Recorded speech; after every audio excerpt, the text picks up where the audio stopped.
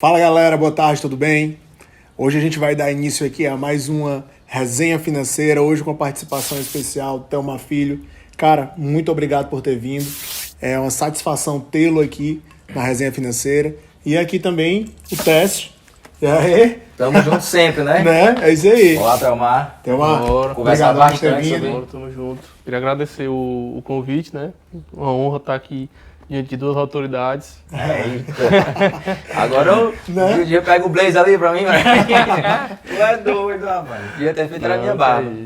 Não, mas é bom, mano. Autoridade Passou é você, perfume? né? Passou na Passei. foto? Saí de casa, eu passei pra sair na foto. É importante. Mas com esse sol de Sobral, o teu já foi embora. Evaporou, foi muito volátil, né, mano? É isso Cara, aí. que massa. E aí, a nossa ideia hoje, como sempre na resenha financeira, é ter uma conversa tranquila. A gente vai falar aqui sobre como é que foi esse contato dele, um pouquinho da carreira dele aí, em relação a vários aspectos aí da nossa vida, compartilhar nossas experiências. Sei que a galera gosta aí de ver as questões financeiras, as questões relacionadas à superação, a trabalho. Eu acho que é isso mais que traz essa proximidade da gente com o nosso público. Então, Thelma, fica à vontade, a tela é sua. Inclusive, gostaria que você começasse já falando seu arroba aí, como é que a galera te encontra. Bom, primeiramente queria agradecer a vocês aí o convite novamente, né? Muito satisfeito de estar por aqui, participando desse quadro tão bacana, agregando valor aí pra gente e pra galera que tá assistindo, né? Com certeza, muito bom. Meu nome é Thelma Filho, o pessoal aí pode me seguir no Thelma_Filho, no Instagram.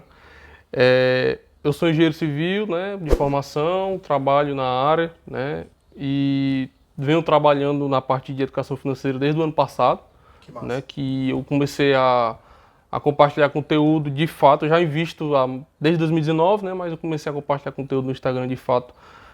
Inclusive está quase chegando perto de um ano, né? No dia 10 de setembro faz um ano que eu comecei a compartilhar, que eu fiz o primeiro post, e aí foi, né? Eu sempre achava muito bacana. Eu pensei, cara, tem muita gente que está precisando desse conteúdo, né? De investimento, de finanças e tal. E aí eu comecei e fui crescendo, né? Fui conseguindo agregar cada vez mais, aprender e repassar, né?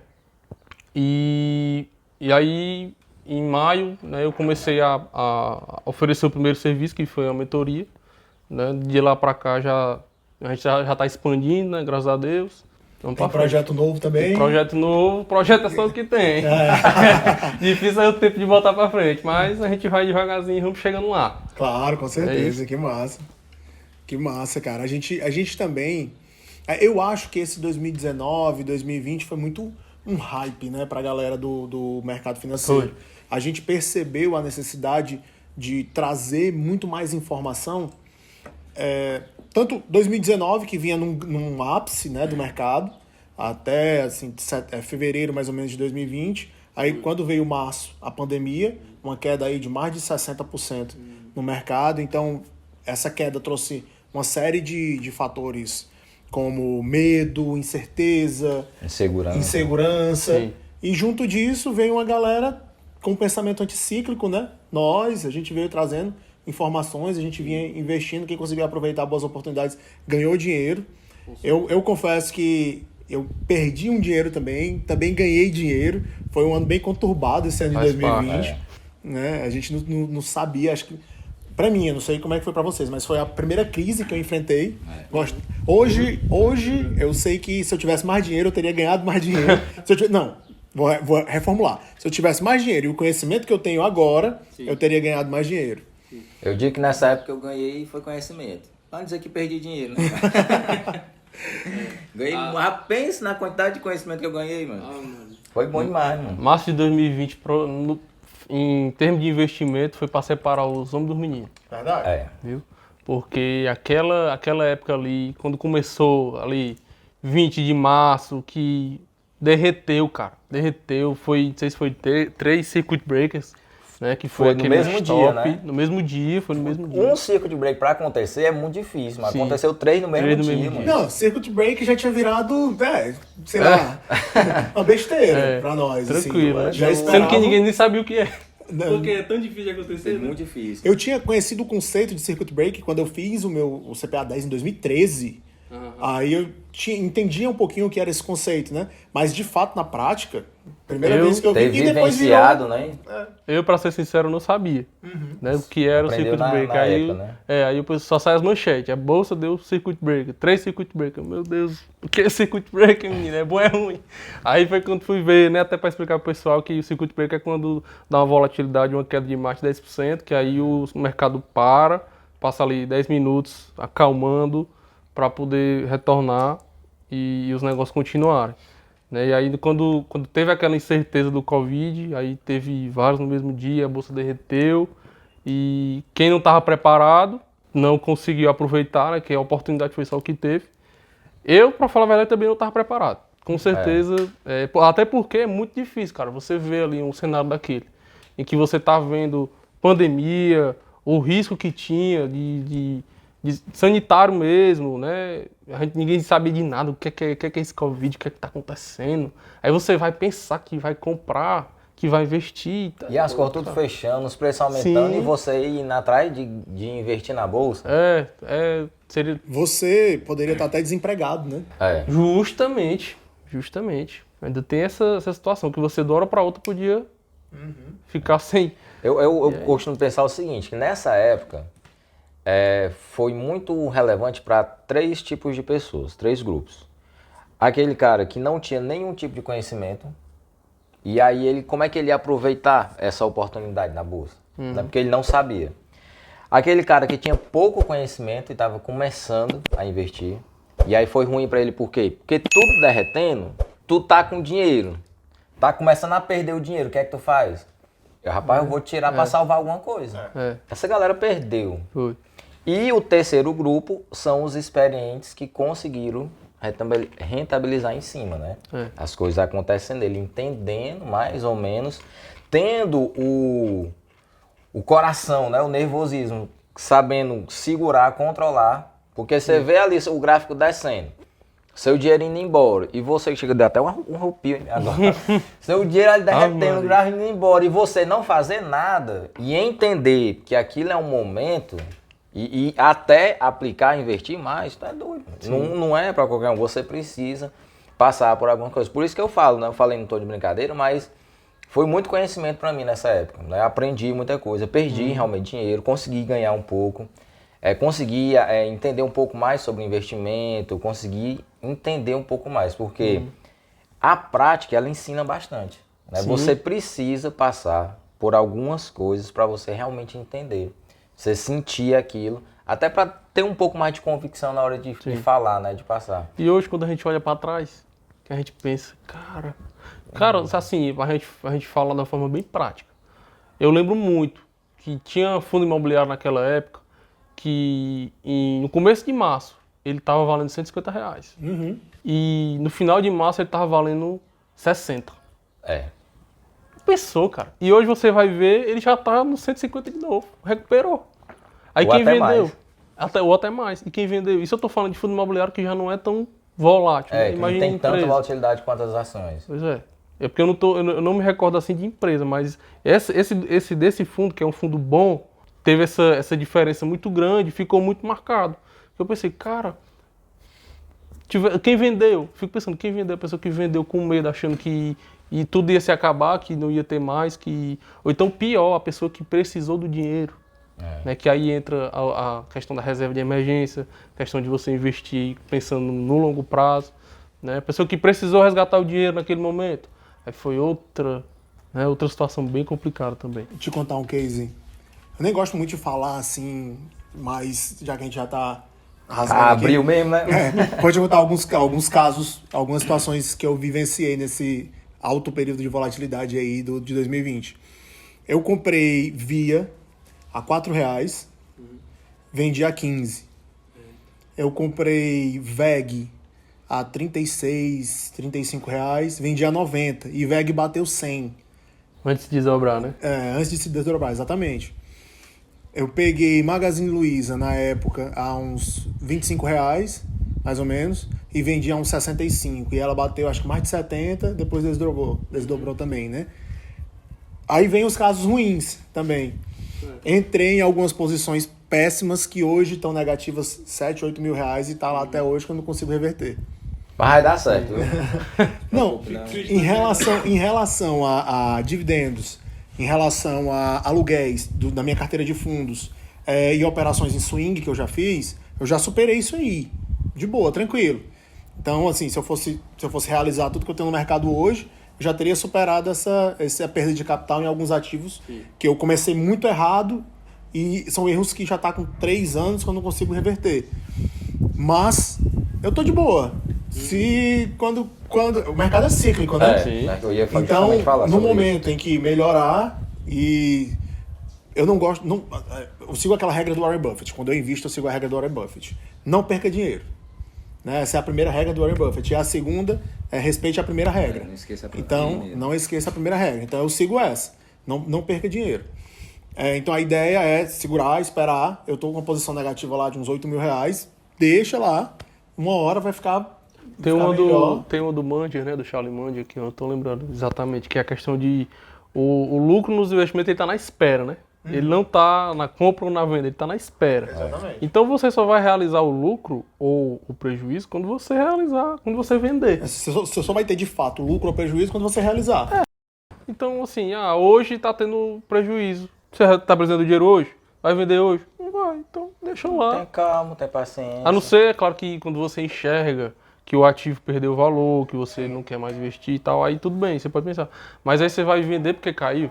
Porque, por exemplo, a própria VEG é uma empresa boa, né? Mas caiu muito. Aí quem vendeu, porque a tendência é que, né, volte. Com certeza. Cara, a VEG é uma excelente empresa. Eu deveria ter entrado com muito mais dinheiro na época na VEG.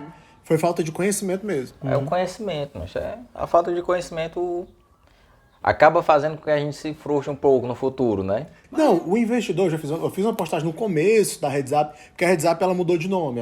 Quando a gente começou era Sky Investimentos, e aí a gente depois mudou para RedZap. Mas por uma repaginação mesmo e tal. Então na época da Sky eu tinha feito até uma postagem que o investidor é um eterno arrependido, né? Porque quando ele vende, não deveria ter vendido agora, deveria ter esperado mais. Quando ele compra, comprei muito caro, deveria ter esperado mais e comprado mais barato. Então, é um eterno arrependido. A gente não sabe, não prevê o futuro, a gente não... Cara, eu sempre tenho essa impressão. Se eu comprar uma ação hoje, amanhã ela vai estar mais barata. E se eu vender, amanhã ela vai estar mais cara. Cara, então, normal, velho. Normal. Eu penso o seguinte, eu antes de começar a investir e tudo, eu sempre gostei de algumas coisas, de alguns esportes, e eu acabei praticando um pouco de um esporte. Não é radical, é muito pelo contrário, né? É o pôquer. Porque o pôquer ele é considerado como esporte da mente. Tanto é que RedZap é uma nomenclatura tirada do pôquer. E no pôquer tem uma filosofia que é o seguinte, que diz o seguinte: você precisa maximizar os ganhos ou minimizar as perdas. Certo. E eu trouxe isso comigo para dentro do mercado financeiro. Eu vendi a 90, mas se eu tivesse esperado, eu teria vendido a 100. Não, eu consegui ganhar o máximo que eu estava conseguindo enxergar dentro do que eu estava analisando, dentro dos meus indicadores, eu consegui bater isso. Porque às vezes você quer esperar dar 100, mas ela bate, aí você quer esperar dar 110, ela volta para 80. Aí você não conseguiu o máximo que você estava conseguindo, ou projetando, através das suas análises. E a questão da perda também é da mesma forma. É minimizar o máximo possível. Sim. Perder vai perder. Não tem como não. A questão é o quanto que eu estou disposto a perder e o quanto que eu vou fazer isso para não estar perdendo mais, né? Para não derramar o balde todinho. Sim. Aí vem essa questão, essa filosofia que eu achei bem interessante. Que é a questão do pôquer, que vem do pôquer, né? Maximizar os ganhos e minimizar as perdas. E dentro do mercado é sempre isso. Como o Ayrton falou, a gente é um eterno arrependido. Mas para não ficar com essa questão de, não sei o que, ganhei mais, aí sempre tentar moldar um pouco a mente, né? É questão de ter aquele mindset, controlar um pouco e ver que as coisas vão andando devagarzinho. Tua filosofia de vida, aliás, desculpa, tua filosofia de investimento e de vida também, que anda em paralelo. Cara, assim, eu adoto muito o que eu vejo no Bruno Perini. Que massa. Porque eu sou um discípulo, né? Eu fiz o curso dele, até hoje, sim, até hoje estou lá na comunidade, no Viver de Renda. E, assim, é foco no longo prazo total. Foco no longo prazo total. Tipo, eu não tenho o pensamento de vou comprar tanto para vender tanto. Vou comprar tanto para vender tanto. Eu não tenho, tipo assim, porque às vezes o pessoal fala, não, eu vou comprar aqui a 10, vou esperar bater 15 para vender. É o dito trading, né? Swing trade. Claro que nem sempre a gente consegue, que às vezes dá uma esticada, né? Mas eu sempre tento comprar ativo de valor, empresas boas, uns imobiliários bons. Estou investindo agora no exterior, comprando as empresas boas, uns ETFs bons também, uns REITs também. Sempre tentando estudar, comprar ativos de valor e segurar. E aí entra a questão, eu não mando para investimentos, eu não invisto um valor que eu vá precisar hoje. Sim. Claro que eu não sei, não tenho como prever se de fato eu não vou precisar, mas eu não mando, eu não transfiro para investimento um valor que vá de fato fazer falta no meu orçamento hoje. Né? Comprometer, justamente. Em excesso o teu orçamento. Porque aquela questão, eu estou guardando aquele dinheiro, não é para hoje, é para o futuro. Então estou mandando aquele dinheiro para lá, bem aplicado, que dá ali um patrimônio. É diferente, por exemplo, o pessoal fala de aposta. Aposta esportiva, por exemplo. Aposta esportiva. Agora estão chamando de trade esportivo. Trade esportivo, tá ficando mais profissionalizado, né? Aposta esportiva, o pessoal fala que é investimento. Eu não concordo que seja investimento. Não, eu discordo com força. Com força. Qual é o patrimônio que você constrói numa aposta? Se a gente for comparar com o fundo imobiliário, com a ação, aquilo dali é um patrimônio, cara. Não é que você seja o dono da empresa. Você não pode comprar uma ação da Magazine Luiza hoje, chegar lá, vou vir pegar minha geladeira que eu sou acionista da empresa. Não é isso. Mas é um patrimônio, aquilo dali é um patrimônio seu, que hoje você vai comprar a X, daqui a 20 anos vai estar a um valor, pode ser que tenha X, vai estar menor, vai estar maior, e aí você vai lidar com isso. Certo? Então o meu pensamento é sempre assim, me pagar primeiro, né?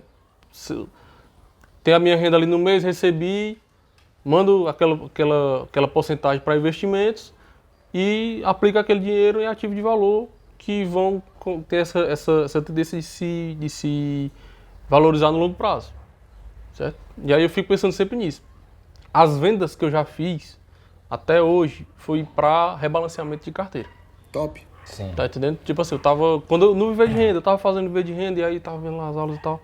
E aí eu vendo a aula de renda variável, né? Aí eu fui olhar minha carteira, meu Deus, o que é que eu tô fazendo na minha vida? Um negócio estranho aqui, né? Cara, eu tava concentrado de uma forma que a minha carteira de renda variável, 70% dela era 2 empresas.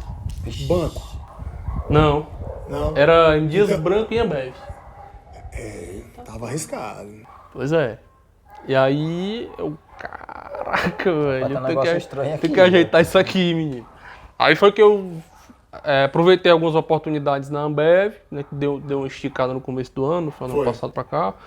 E aí eu aproveitei, realizei uma boa parte. A M. Dias Branco deu uma esticada agora. Cara, M. Dias Branco... Foi lindo aquilo ali, cara. Foi lindo. Desacreditada, bateu 20 e poucos reais. Eu tinha uma expectativa, a gente é assinante da Suno, né? Sim. Porque, cara, galera, vocês estão aí vendo também, nós não somos profissionais que trabalhamos direto na área. Então a gente não tá avaliando o dia a dia, a gente não tá indo na empresa, a gente não tá conversando com os gestores, a gente não tá fazendo isso. E o que é que a gente faz para suprir essa demanda? Contrata quem faz. Sim. Então contrata uma casa de research, contrata um analista, um assessor, seja lá qual for o seu... Né, o caminho que você seguir. A gente, na casa de research, os caras fazem relatórios top. Então é isso. A Suno indicou vender a M. Dias Branco e vender com prejuízo, né? Claro, ninguém prevê o futuro, né? Só que eu e meu irmão, a gente vinha conversando, nós dois tínhamos posições grandes em M. Dias Branco. Quando a M. Dias Branco ela deu uma caída, depois ela recuperou, passou de 30, 34 por aí. Aí quando ela deu uma recuperada, eu diminui posição. Eu tinha uma posição muito grande. Diminuí a posição. Depois ela começou a cair de novo. Aí segurei. Aí veio a Suno mandando vender. Aí eu, eita porra, então deve ter mudado aí alguma coisa. Os caras enxergaram que tem a questão da guerra lá naqueles países. e a Ucrânia a gente sabe que é o maior produtor de trigo do mundo, não estão conseguindo vender o trigo e tal, e o trigo está aumentando o preço e vai impactar diretamente na produção da M. Dias Branco. E aí, o que é que eu faço? Vou esperar aqui um pouquinho, porque sigo aqui a regra de ouro, não perder dinheiro. Então vamos esperar. Esperei, porra, quando ela começou a subir. Só que é óbvio, a gente não esperava que ela subisse, batesse R$40, fosse de 20 e poucos reais para 40 agora. Eu pelo menos não esperava isso. Então, porque se a gente for ver, ela tava 20, foi para 43, cara. Pois é. Dobrou de tamanho pra isso. Loucura. Assim, é meio que injustificada essa alta. Eu não consegui enxergar um valor sólido, assim. Eu acho que foi um movimento de mercado mesmo. A empresa começou a vender mais, a empresa apresentou bons resultados agora no último trimestre e tal. A galera deu uma acreditada. Aí ela subiu. Teve também outros detalhes lá, mas enfim. Mas é aquilo. O mercado ele vai te provando que se tu tiver uma estratégia sólida de rebalanceamento, de investimento, e o que eu achei massa que você falou, é que você faz o simples. E é o simples que dá resultado, cara. Não precisa você ficar comprando e vendendo, não precisa você ficar floreando demais. É o simples.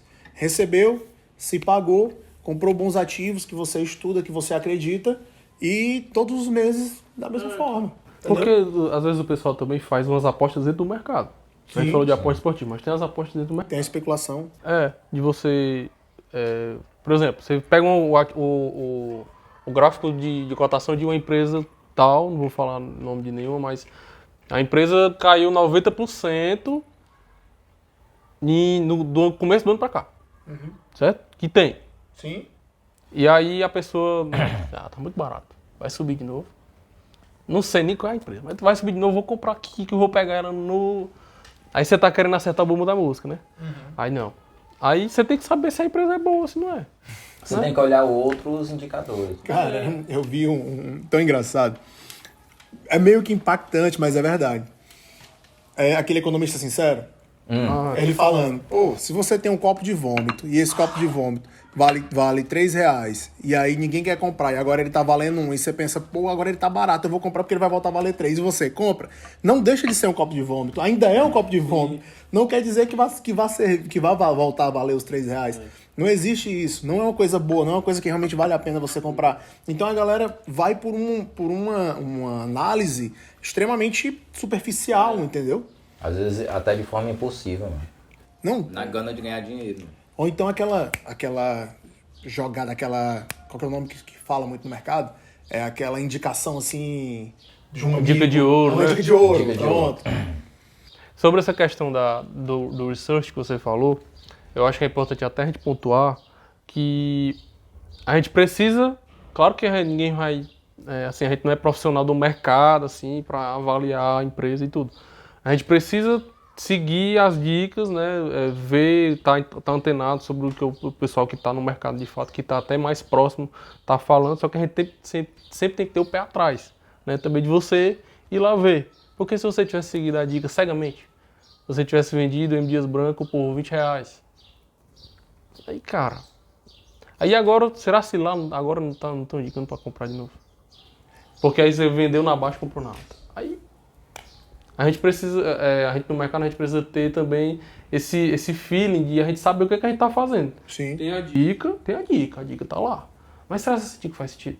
Né? Sim, Será sim. se não era o caso de esperar um pouco, M. Dias Branco tá caindo, tô com medo, vou esperar um pouco, espera um pouco. Às vezes é melhor você esperar do que você agir com medo, ou então você agir com ganância. O Howard Marks fala que existe a técnica, existe a teoria e existe a arte.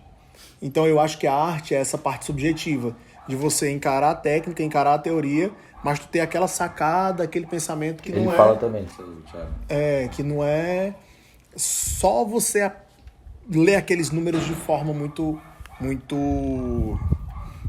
assim, muito seca, né? Sim. Tem também a questão de você interpretar ele. Filho, A arte exatamente. aí, essa arte, esse feeling, ela vem com a experiência, né? Também. Com a experiência que Você começa a entender, começa a perceber algumas coisas, começa a ter conhecimento de várias fontes e aí você vai montando a sua forma de agir dentro do mercado. Essa questão de você não seguir, não ir cegamente na indicação de alguma casa de research ou de alguma dica de ouro, né? E você pegar o conhecimento aqui, o conhecimento ali, você ter a sua própria interpretação, você fazer a sua própria análise, isso é muito importante, porque você vai dosando, você vai aprendendo, você vai conseguindo pegar aquele feelingzinho do mercado. Rapaz, será que era hora mesmo de eu vender? O cara está indicando, mas eu vou esperar um pouquinho, porque eu acho que dentro do meu conhecimento, dentro da forma como eu avaliei, eu acho que eu devo esperar um pouco. Então, não vou logo vender. Então, essa questão, a experiência, ela conta, ela tem um fator significativo dentro das suas ações dentro do mercado. E a gente percebe também que o mercado ele é muito cíclico, né? É demais, demais. Que você precisa ter uma visão macro. Você precisa saber o que está acontecendo. Então, antes eu tinha muito... Eu não gosto de política. Não gosto de política. Então, antes eu tinha muito esse negócio, não quero saber. Não quero saber quem é o presidente, não quero saber o que está acontecendo. Certo? Só que hoje eu percebo que já existe um pouco mais que a gente precisa saber o que está acontecendo para que a gente possa se posicionar. Exatamente. Para que a gente possa saber, que não necessariamente fazer campanha nem nada desse tipo, politicagem. É questão de você... entender o contexto, né? Praticar a cidadania, cara. Na verdade. Sim. Você entender um pouco de política é praticar a cidadania. Verdade. E aí pra gente poder saber o que é que a gente vai fazer. Porque se fulano de tal foi eleito para presidente, o que é que vai acontecer? O que é que tende a acontecer? Se o outro for candidato ou for eleito presidente, o que é que provavelmente vai acontecer? O que é que vai acontecer, por exemplo, com a inflação? O que é que vai acontecer com a taxa Selic? Porque o que foi que a gente percebeu?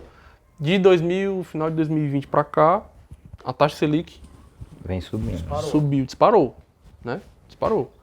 Várias empresas sofreram muito com isso, principalmente o setor de varejo. O setor de varejo foi um exemplo que sofreu pra caramba. Aquela empresa que estava lá em dezembro de 2020, você for ver, hoje ela é a mesma empresa, só que ela está valendo muito menos. Então ela foi totalmente impactada por um efeito externo. Né? Tipo, a empresa, a governança da empresa é a mesma, os produtos são os mesmos, a empresa continua se atualizando, mas ela está valendo bem menos. Foi o que aconteceu. Sabe? E aí a gente precisa saber, será que essa empresa ainda é de valor? Será se está fazendo sentido o investimento nela ainda hoje? Apesar de tudo isso? E então a gente precisa ter muita essa maturidade como investidor de que as coisas não... O cenário que está hoje, ele não vai continuar para sempre do jeito que ele está hoje, vai melhorar, vai piorar e a gente tem que ir agindo. Né? Pra gente aqui até dezembro tá bom, mas depois já é certo que já vai piorar. Justamente. Já vai dar uma piorada. Esse conhecimento de mundo é muito importante, mano. A gente precisa saber um pouco mais, principalmente para quem está dentro, assim, entre aspas, do mercado financeiro. Que a gente investe, a gente faz algumas coisas, mas não é o principal trabalho, a principal fonte de renda, né?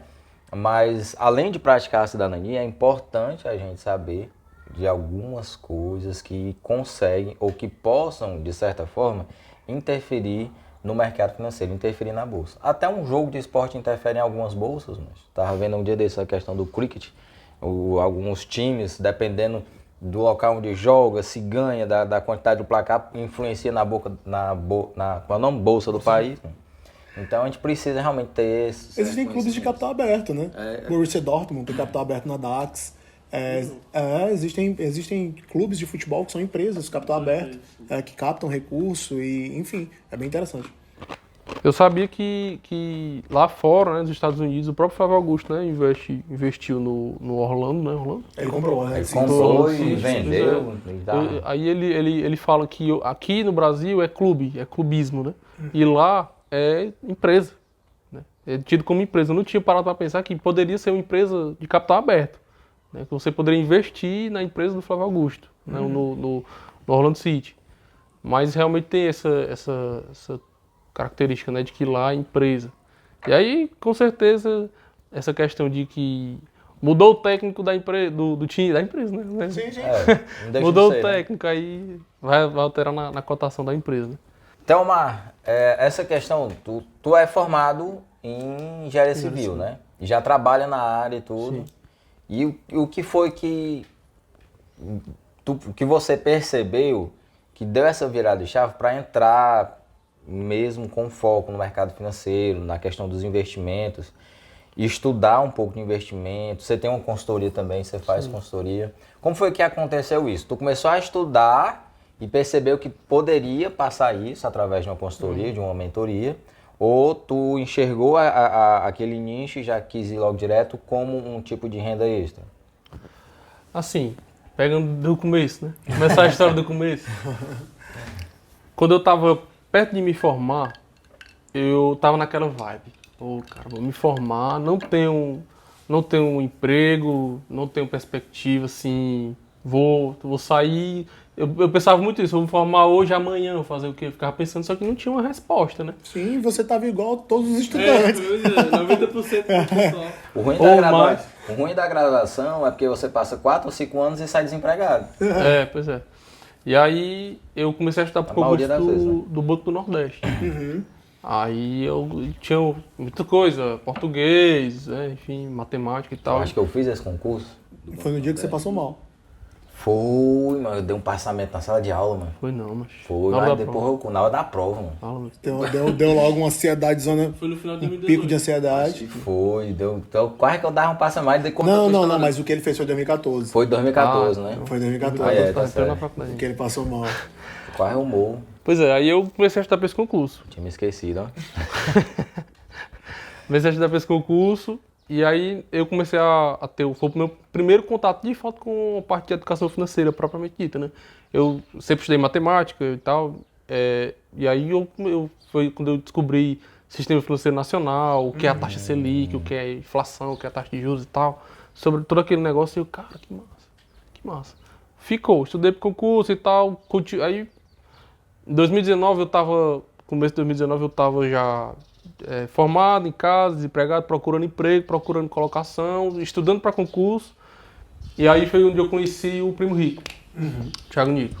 Aí eu comecei a consumir o conteúdo dele, cara. Ele tava fazendo aquele desafio de 5 e 6 da manhã. Isso aí. Meu amigo, todos os dias.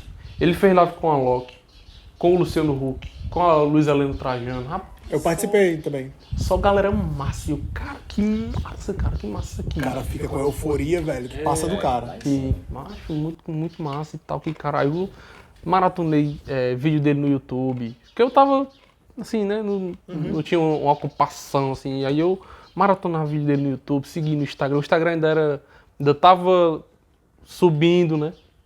E aí o YouTube é que era.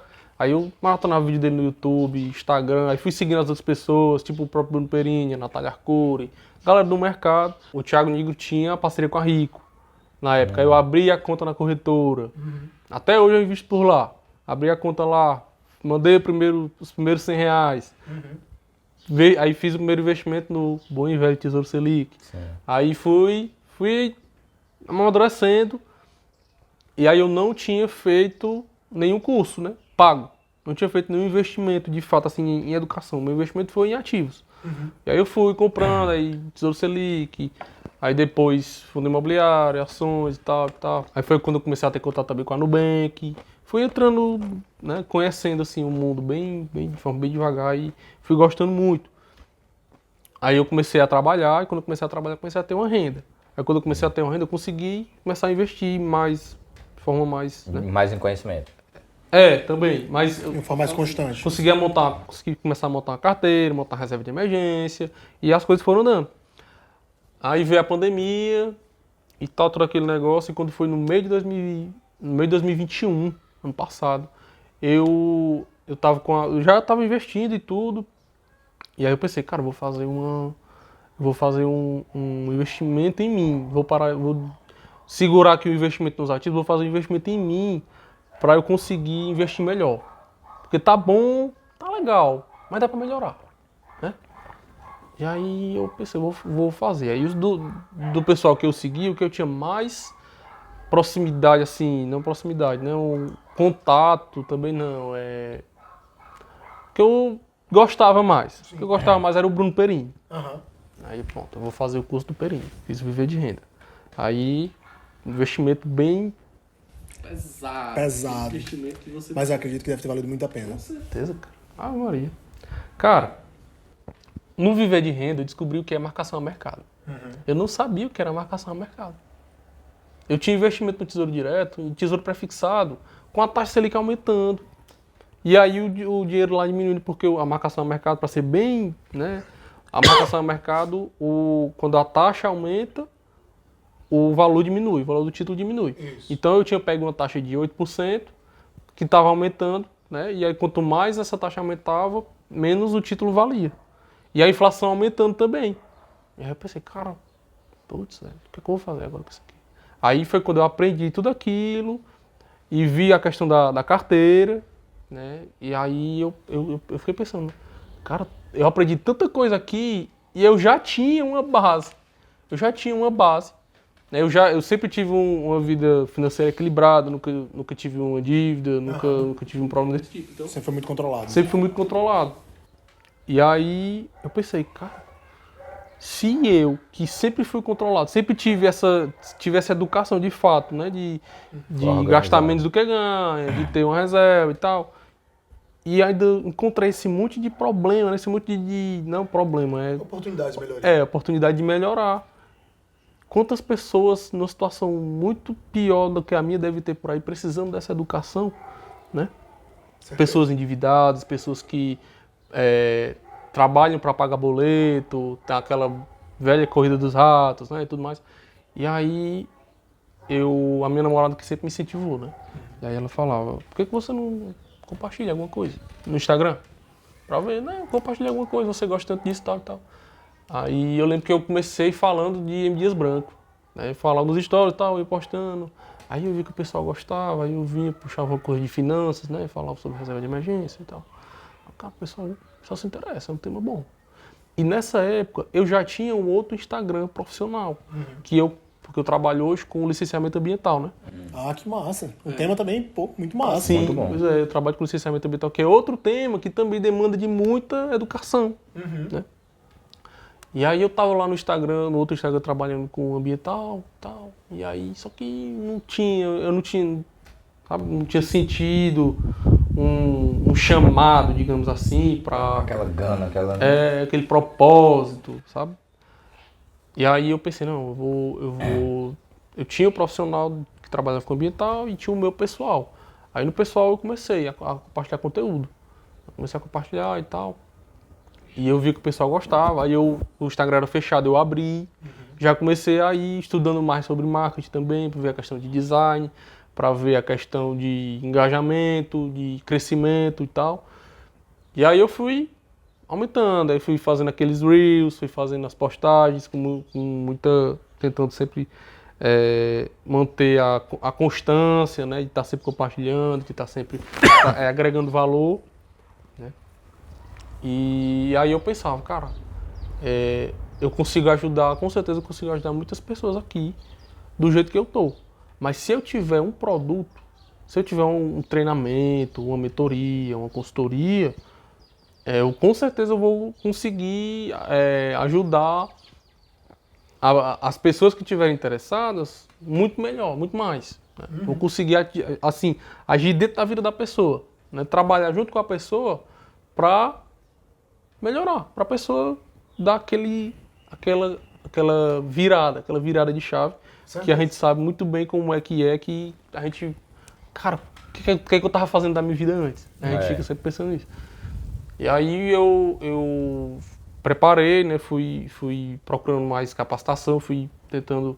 Porque a gente sempre fica também na insegurança, né? Será se vai agregar? Será se eu tenho capacidade de fazer isso e tal? E aí, quando foi em maio desse ano, eu comecei a divulgar que ia fazer o treinamento, aí já começaram a aparecer pessoas interessadas.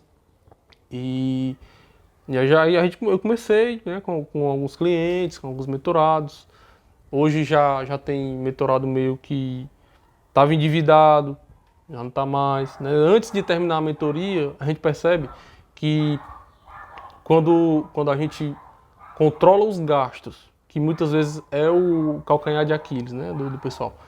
A gente controla os gastos, para você gastar menos do que você ganha, guardar um pouquinho, se pagar primeiro, montar uma reserva. Às vezes você tem um outro objetivo, eu quero fazer uma viagem, eu quero comprar uma casa, eu quero fazer uma coisa.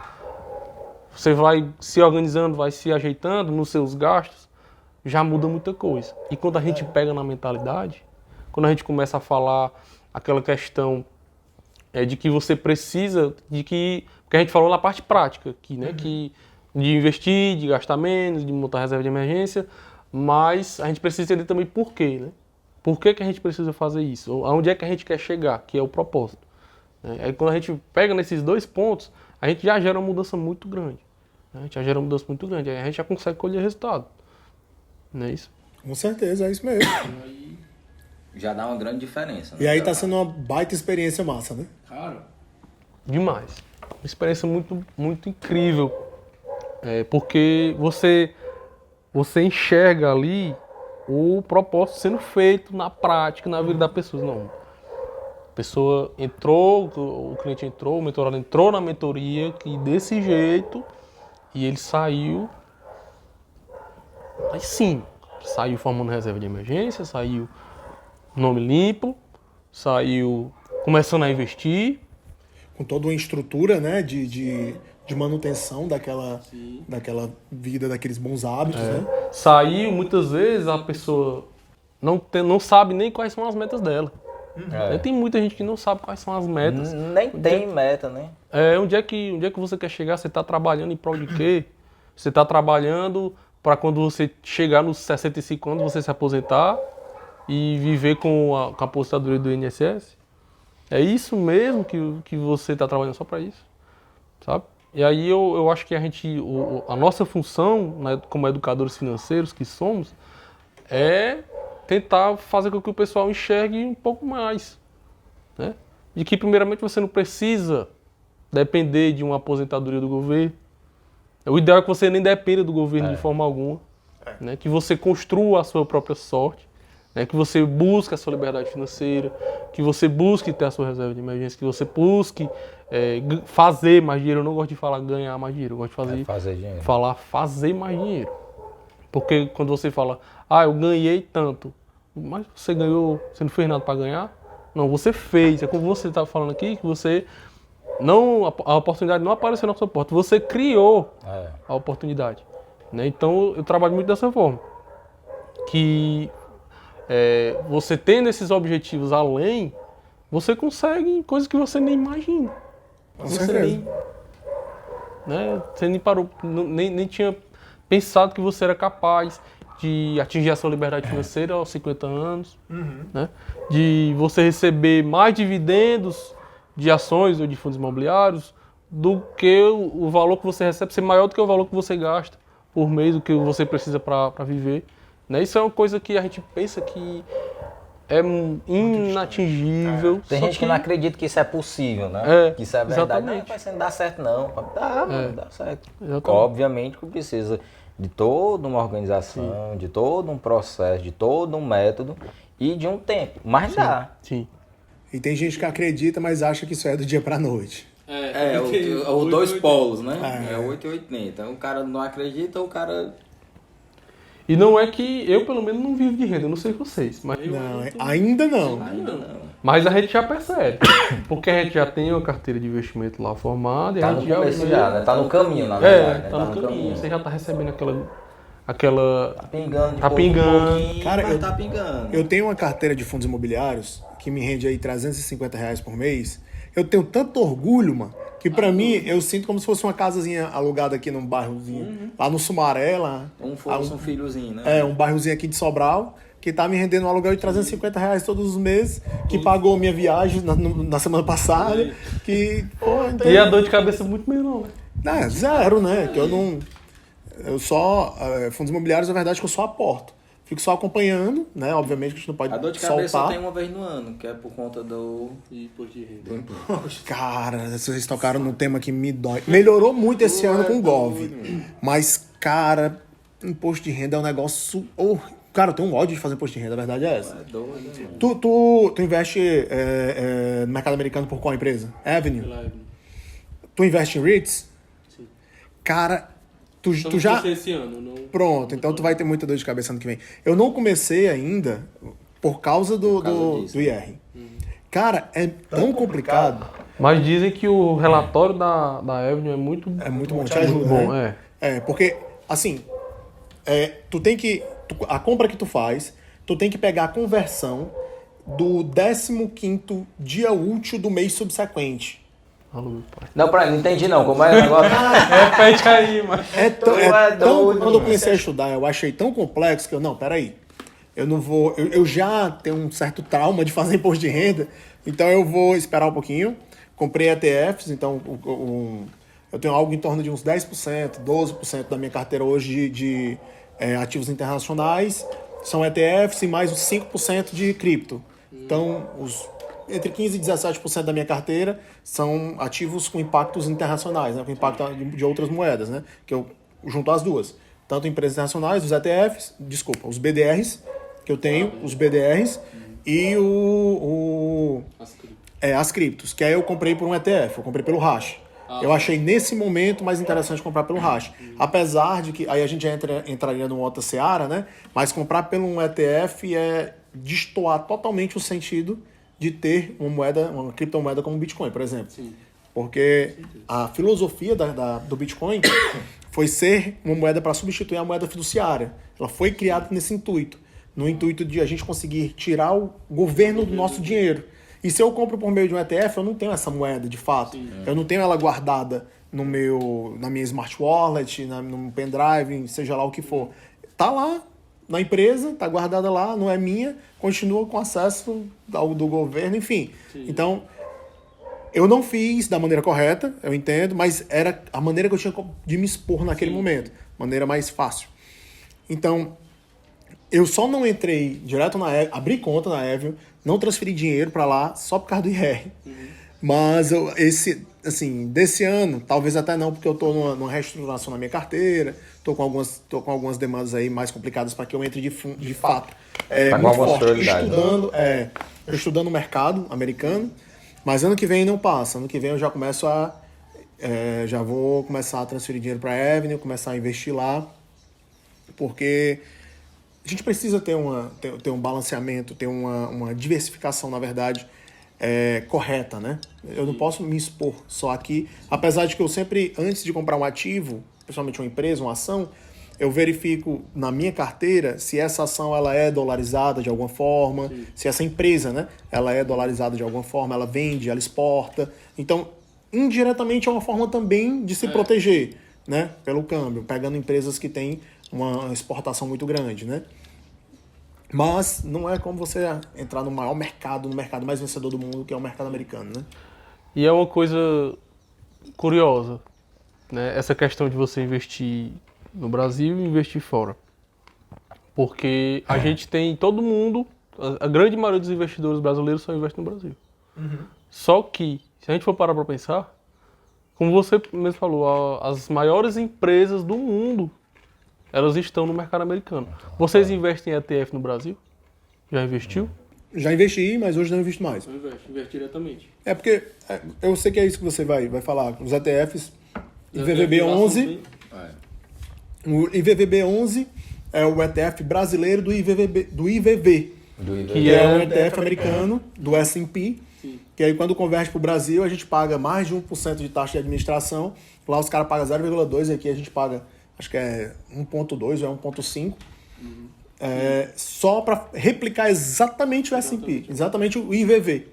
Então, e lá tem vários ETFs que são muito eficientes, né? Uhum. Tem vários ETFs que você se expõe porque assim, você não precisa entrar diretamente, por exemplo, quero investir eu sou muito fã da Amazon. Uhum. Eu acho a Amazon uma empresa espetacular.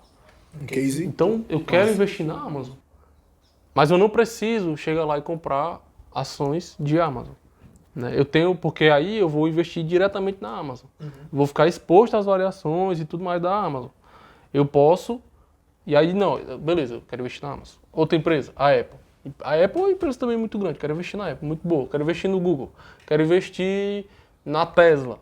Você não precisa comprar ações da Amazon, ações da Tesla, ações da Apple e ações do Google. Você compra um ETF que investe muito bem em todas elas e em muitas outras. Né? E existem várias opções no mercado americano desses ETFs.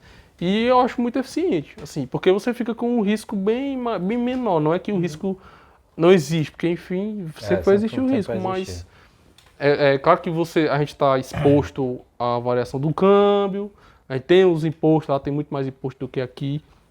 Nos dividendos, né? Lá É taxado. E tudo, mas é uma forma de você entrar com menos medo no mercado, né? E os próprios REITs lá também são muito maior. O mercado de REITs lá é enorme. São estruturados, são empresas, é bem diferente, é uma natureza jurídica diferente dos fundos imobiliários. Tem potencial de crescimento, né? Liberdade. Exato. A gestão deles é totalmente ativa. Eles podem tomar crédito, eles podem fazer, assim, muito diferente daqui. Aqui um fundo imobiliário ele não pode tomar crédito. A única forma de captação é por meio de emitindo novas cotas de subscrição. Então, isso daí traz para o mercado uma certa morosidade para o fundo crescer. Porque o fundo ele depende de todo mundo. Então, realmente é o mercado mais vencedor do mundo. Ontem eu estava fazendo um levantamento de um texto que eu estou fazendo, eu estava até mostrando o texto hoje para o Técio, e nesse levantamento eu estava sentado na cama com a minha esposa e vinha conversando. Aí eu peguei os últimos 5 anos dos principais indicadores, né? Peguei do Ibov, dos últimos 5 anos, vencedor, massa, positivo lá. Aí eu peguei a Nasdaq, peguei o S&P, peguei a Bolsa de Nova York. Cara, o S&P... Não, a Nasdaq, se eu não me engano, ela teve, dos últimos 5 anos, uma alta de 88%. Então, se você tinha 10 mil dólares no começo lá de 2017 e colocou lá 10 mil dólares, enfrentou pandemia, enfrentou recessão, enfrentou a porra toda de lá pra cá, esqueceu os 10 mil dólares, tu tem 18 em alguma coisa hoje, passou tudo isso aí. E tu comprou só um ETF que replicava o S&P. Tu enfrentou tudo isso e tem 88% de rentabilidade. Cara, demais. Quando você enxerga um universo maior, quando você começa a fazer esses cálculos, você vê que a gente passa por oscilações, a gente passa por um monte de coisa e esquece o longo prazo. Sim. E é no longo prazo que o negócio realmente está. Justamente. E, assim, é claro que o Brasil é um país que tem muito potencial, que, né, a gente sabe, né, de tudo. Só que a gente passa por muito problema, principalmente de característica jurídica, ou política, né? Muita crise política, e isso traz muita volatilidade. E aí, às vezes, essas situações que afastam os investidores, principalmente os menores, da bolsa, de investir na bolsa, porque tem uma volatilidade do dia para a noite, cai tudo, derrete tudo, né? Principalmente as estatais. Mas tem cara, eu acho que isso é um problema muito da questão relacionada a conhecimento, a ignorância. Sim. Não conhecimento, a falta dele, a ausência dele. Porque nós somos um povo que nós não temos essa cultura, a cultura de investir, a cultura de poupar. Nós somos um povo da cultura extremamente imediatista. Entendeu? A gente é naturalmente assim. A gente quer tudo de forma mais rápida e paga o preço. Sim, né? Por isso. A gente vai financiar um apartamento, uma casa, a gente paga 3, 4 vezes o valor da casa, porque a gente prefere financiar tudo e já tá logo na casa. Prefere ter logo, né? A gente vai comprar um carro, o carro custa 50 mil reais, financia o carro, acaba pagando 90, porque a gente quer logo aquele carro ali, e às vezes nem é tanta necessidade. Ou podia comprar um carro de 30 no lugar de comprar um carro de 50. Cara, o brasileiro é assim. E eu acho que o brasileiro é assim por duas coisas. Por falta de educação, estava falando, e pelo o costume. Porque a gente veio, eu não me lembro qual foi o ano, mas não sei se foi na década de 90, que de um dia para o outro o preço oscilava de forma grotesca. Então, a galera já vinha com essa questão, com essa mentalidade de não poupar. Não, eu tenho que comprar logo, eu tenho que gastar, porque amanhã não sei se eu vou ter, não sei como é que vai estar o preço. E veio ficar naquele negócio, e aquele negócio vem passando, juntando com a falta de conhecimento, aí está aí até hoje. Por isso que é muito complicado, é muito difícil. E aí trazendo outra coisa, né? Numa situação dessa que você citou, o que é que muita gente fez também? Investiu em imóvel. Imobilizou. Porque o imóvel tá ali. Essa casa aqui não vai deixar de valer. Não vai cair pela metade do dia pra noite. A não ser que aconteça alguma coisa, enfim, né? Então o imóvel ele traz aquela segurança, você tá vendo, então o brasileiro tem muito essa tendência, né? Gosta muito de investir em imóvel físico. Aí a gente entra naquela comparação, né?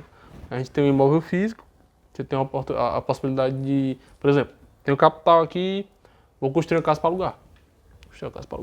Construiu lá a casa, alugou, você tem R$ 1.000 todo mês, certo?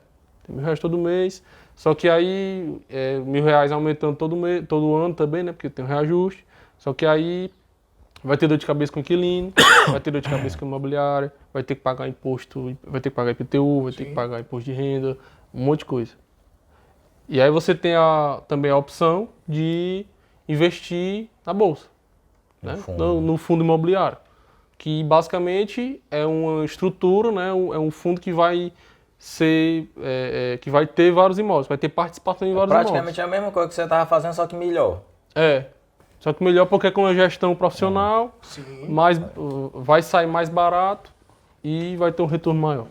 Uma gestão profissional, os melhores imóveis, as melhores localizações, os melhores inquilinos, entendeu? Então toda uma estrutura de organização, de contabilidade, de faturamento, de pagamento, que você só vai comprar e esperar receber. Aí por que o cara quer comprar a casa e ter dessa dor de cabeça para botar para alugar? Porque é palpável. Porque ele tá vendo. Porque ele vai pegar, ele vai dizer assim, ó, isso aqui é meu. Ele passar na frente. Tem um ativo que ele vai pegar aqui num celular desse, o cara vai, isso aí é mentira, menino, tá falando é doido. Isso é pirâmide. Tem essa questão. As pessoas um pouco mais experientes, elas têm a questão de entrada é muito difícil. É muito difícil. A resistência, obrigado. A resistência ela é muito grande. Uma pessoa que tem um pouco mais de experiência, para não dizer velho, né? Um pouco mais de idade, né? O cara que é um pouco mais, tem um pouco mais rodado, de idade, um pouco mais rodado, ele vai dizer assim, rapaz, eu vou comprar, deixa que eu não fico com o seu que eu fico com o meu aqui, cuida do seu que eu cuido do meu. Eu vou comprar minha casinha, pegar aqui uns 100 mil, vou dar de entrada, ou gastar aqui uns 300 mil aqui, construindo uma casa, 2 casas, 3 casas, botar para alugar que é melhor. Pegando esse dinheiro e colocando, né, investindo, ia ser muito melhor. Só que aí a gente já vai entrando para outro contexto também, que é o cara que diz, não, mas tem que comprar casa, não tem que comprar casa não, tem que investir não sei o quê. Mas outro fator que influencia drasticamente a questão do cara financiar é o fato do não ter o dinheiro. Porque quando você tem 1 milhão no bolso para investir, não faz sentido você comprar uma casa. Não faz sentido você comprar uma casa. Aí que vem aquela história do cara, não, você mora de aluguel. Porque se eu pego esses 1 milhão, esses 800 mil, 1 milhão e 200 mil e invisto, eu tenho de retornar em uns 12 mil. Eu pago 3 mil de aluguel numa casa zona top e o resto eu reinvisto. Sim, mas quem é que tem esse dinheiro? Quem tem esse dinheiro para estar investindo? Então, a questão é a gente conseguir construir e consolidar o básico. Toda vez, por exemplo, você, o Daniel, Daniel, você é o cara, viu? Daniel Moraes, as pessoas que a gente conversa, que tem um certo entendimento, a gente consegue perceber a construção do básico. De entender como é que funciona o arrozinho com feijão, que o Astin falou de ti aqui há algum tempo atrás. A gente precisa trazer esse básico, essa mentalidade, e colocar na mentalidade da galera agora. Entender, porque o cara vai... E qual seria o básico? É um controle financeiro, é uma organização, é saber poupar, é ter dinheiro para começar a investir e começar a investir. Porque é muito fácil dizer que não, eu moro de aluguel e invisto o resto. Mas eu não tenho 1 milhão no meu bolso, não. Se eu tivesse, eu dizia assim, ei, mas tu é muito doido, mas eu moro de aluguel. Eu vou muito comprar uma casa, lógico que eu vou morar de aluguel. Mas não tenho esses 1 milhão para estar investindo numa lapada só. E é muito difícil. Por isso que eu sempre falo, quando eu converso, que tudo é personalizável. Tudo é uma coisa que vai depender de cada cabeça. Às vezes o cara não quer muita chiqueza, esticar muita baleira. Às vezes o cara quer morar na cidade dele, quer ter a casa dele. Pronto. Qual é o problema? Não, beleza. Se organize. Faça um investimentozinho de boa, tranquilo e pronto. Agora já tem gente que quer ter 1 milhão na conta lá, ter aquele número grande.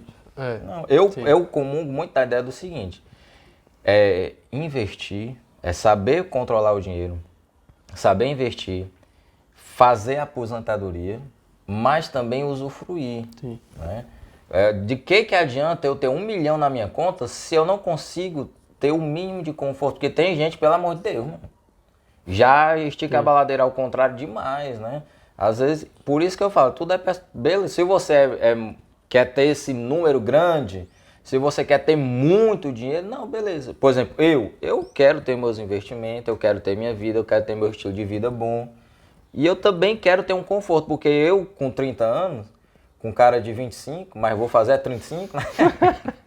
Eu quero aproveitar, eu quero dormir bem, eu tenho dificuldade da porra para dormir, então eu quero dormir bem, eu quero fazer minhas coisas, eu quero me alimentar bem, tudo. Então, para que eu vou? Eu vou sempre equilibrando a saúde, o aproveitamento da vida e a questão de dinheiro. E assim eu vou indo. O que adianta eu ter 60 anos, 50 milhões na conta, mas o que foi que eu aproveitei, né? Foi que eu aproveitei, foi que eu fiz. Pois é, Eu tive estresse, não cuidei da minha saúde, então não tenho nada. Então as coisas, elas não são... Por isso aí vem a questão da dica. Por isso tem que ter muito cuidado com a dica de ouro. Com que o influencer tá falando, não, ele tá falando tem que ser assim mesmo. Não, não é assim não. A gente explica, a gente lhe mostra e a gente vê o que é que você quer, qual a sua meta. Sim, onde é que você quer chegar? Onde é que você quer chegar, qual é o seu objetivo de vida? Pronto, aí a gente vai traçar isso aqui pra você. Se você fizer isso aqui, meu parceiro, tenho certeza que você vai ser feliz. Porque o que eu enxergo assim, a gente falou aqui do imóvel físico, né? Imóvel físico dá certo, cara. Dá certo. A gente vê aí que, como você mesmo falou, o pessoal mais rodado aí, só investe em imóvel físico, o cara não sabe nem o que é fundo imobiliário. E tá aí, o cara tá de boa. E quando o cara sabe trabalhar com isso, sabe extrair o dinheiro disso, consegue extrair muito, né? Consegue extrair então muito. O imóvel dá certo. Só que é um mercado com valor de entrada alto, né? Valor de entrada alto. Então a pessoa chegar, não, minha prioridade é a minha casa, eu quero ter a minha casa. Eu quero ter a minha casa. Beleza. Se organize. Não vai fazer, porque tem muita proposta aí. Meter os pés pelas mãos. Que a pessoa entrou, tipo, a gente vê muito, cara. A pessoa tá pagando uma casa que hoje ela vale, vamos dizer, 200 mil. Mas quando a pessoa terminar de pagar, a casa ela pagou 500 mil. Sabe? Então faz sentido? Não, dá pra ser melhor. Dá pra ser melhor, pronto. Melhor. Dá pra ser melhor. E aí, essa questão. Existe muito essa discussão de casa própria, e viver de aluguel e investir o patrimônio da casa, né? O dinheiro que você ia comprar a casa. Eu acho que vai muito da preferência da pessoa, mas de todas as formas você tem que ter educação e você tem que se planejar. Pronto. Né? Porque aí... Parte daí, né? Eu quero a minha casa. Quero comprar a minha casa, certo? Monte uma reserva, emergência. Comecei a economizar o dinheirinho ali da entrada. Bote uma meta. Quero chegar, eu quero estar morando dentro da minha casa daqui a 1 ano. Daqui a 2 anos. Pronto. Sua meta é daqui a 2 anos? Bora se ajeitar, bora se organizar. Quanto é que você precisa economizar todo mês para ter o dinheiro da entrada, para ter uma reservazinha, né? Levando em conta todos a questão de os custos que você vai ter, de mudança, enfim, na própria casa, sendo bem realista, né? E aí você se organiza e você consegue fazer. Agora, fazer na tora, sem nem pensar, não, é um negócio bom, vou fazer, o que o pessoal pensa muito, né, no valor da parcela, né? Só pensa nisso. Coube no meu bolso? Valor da parcela, coube no meu bolso, fez sentido, eu vou entrar. Porque, cara, tá aqui custo. Aí, como você falou, a questão de você adiantar os sonhos. Quando você adianta um sonho, você está pagando juros em cima disso. E aí, até que ponto vale a pena, né? Sim. Porque você pode estar estrangulando o orçamento da sua família por Se conta limitando em várias outras áreas. por conta de uma coisa que daria para você aguardar ali mais um tempo, se organizar, se ajeitar, fazer do jeito certo e dava certo da mesma forma. Eu acho que a gente pode concluir aqui essa discussão da compra ou do aluguel dizendo que não existe certo nem errado. Muito ao contrário. Não, mas é porque assim, ó, cada um, que é como vocês colocaram, cada um tem sua realidade. Comprar ou alugar é muito uma questão da sua condição de vida atual.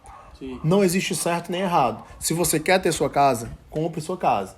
Agora, existe uma forma certa de você... Não, assim, não vamos nem dizer que seja certa. Existe uma forma melhor de você comprar. Que é com o planejamento, com a organização, você consegue fazer o melhor negócio. Sim.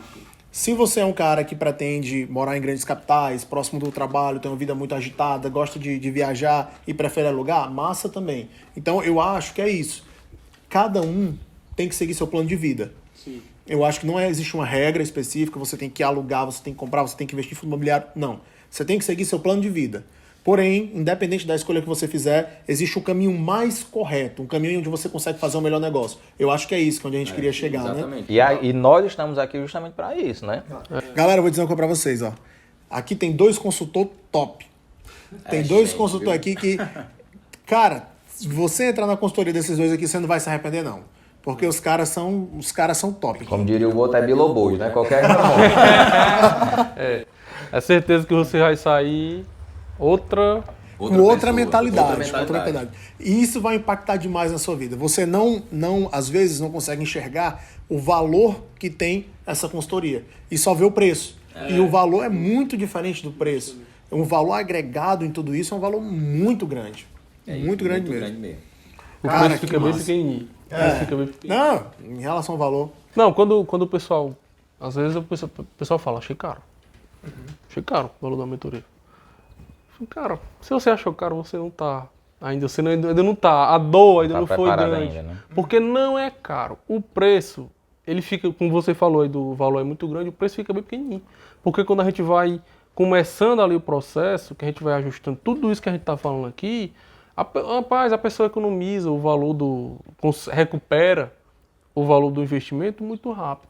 Com certeza. Na primeira sessão, algumas pequenas mudanças que é feito dentro do orçamento do cliente, com essas pequenas mudanças, ele já consegue tirar o valor da consultoria. É, justamente. Já consegue tirar certeza. o valor da mentoria, consultoria. Teomar, cara, antes da gente, a gente já tá chegando mais ou menos no final, eu queria te pedir aqui que tu passasse uma mensagem pra galera, pra audiência, a galera que tá começando, como é que eles poderiam, de fato, organizar, né, suas finanças, qual é o melhor caminho que você acha, em relação a investimentos também, qual é o melhor caminho, dá aí uma dica aí pra galera. Novamente, deixa seu arroba aí. Sim. Bom, primeiramente, eu acho que a gente precisa saber onde é que a gente quer chegar, né? Eu acho que o primeiro passo, cara, eu enxergo muito assim. Onde é que você quer chegar? Você está endividado, quer quitar suas dívidas? Então, tem uma coisa que onde é que você quer chegar já tem né? Você quer montar uma reserva de emergência? Você quer comprar sua casa própria? Você quer fazer uma viagem? Você quer se aposentar mais cedo? Enfim. Então, é um ponto de onde você está partindo, você tem que saber onde é que você quer chegar. E aí você vai correr atrás disso. Você vai correr atrás de educação, primeiramente, né? Você vai correr atrás de educação. Investir em você mesmo. Investir seja numa mentoria, seja num curso, seja em livros. Seja com videoaulas gratuitas no YouTube. Investir, não necessariamente, a gente tem isso também. Heads up não oficial. necessariamente, investir não necessariamente dinheiro, né? Investir tempo, esforço também, para conseguir ir galgando e chegar aonde você quer chegar. E eu acho que uma coisa importante que a gente precisa pontuar aqui também é que o investimento ele não enriquece. Sim. O que enriquece é o trabalho. Exato. Então, se você quer enriquecer, principalmente se você quer ganhar mais dinheiro rápido, não vá para a bolsa. Não vá investir, não vá perder o seu tempo, que você provavelmente vai perder o seu dinheiro também, se você for comprar ações de empresas para ganhar dinheiro rápido. Vá trabalhar, vá colocar um negócio, vá procurar ganhar mais dinheiro no seu emprego. Bolsa né, de valores é onde o filho chora e a mãe não vê, mano. Com certeza. Então, a gente precisa ter também isso em mente, né, de que para a gente conseguir... às vezes tem pessoas que têm um orçamento muito curto e aí não faz sentido a pessoa investir na bolsa. Sim. Em muitos casos, a pessoa tem um orçamento muito curto e eu pelo menos não indico que a pessoa, né, porque às vezes tem gente que sobra R$100 no orçamento e aí a pessoa vai investir na bolsa. Não tem nenhuma reserva, às vezes está endividado, Então, é você trabalhar para ter educação, gastar bem, fazer mais dinheiro e aí você vai investir melhor. Com certeza, que massa, cara. Acho que foi excelente, acho que a sua colocação aqui foi perfeita. Para começar, eu acredito que é dessa forma mesmo. Teomar, cara, gostaria de agradecer novamente você ter vindo. As portas da minha casa, as portas da RedZap estão abertas para você, para a gente fazer mais trabalhos, mais projetos aí no futuro. Sim, né? Espero que a gente consiga fazer aí algumas parcerias, algumas coisas aí. Exatamente, massa. Com certeza. Mas também queria agradecer, né, o convite aí do Ayrton, do Tess. E a disposição. Vamos fazer mais vídeos, vamos fazer outras coisas. Os projetos aqui não param, não. Com certeza. Galera, muito obrigado. Curte, segue o canal aí da RedZap no YouTube, segue o Instagram, Teomar _Filho. Teomar _Filho. Vai estar aqui embaixo, aqui, aparecendo em algum lugar, da RedZap, do Teste também, o meu. Muito obrigado por tudo. Coloque nos comentários, a gente vai responder alguma coisa que vocês precisarem. Muito obrigado. E vamos tomar um cafezinho agora, né? Agora, rapaz, agora é a hora boa. Valeu, cara. Muito obrigado. Valeu, pessoal.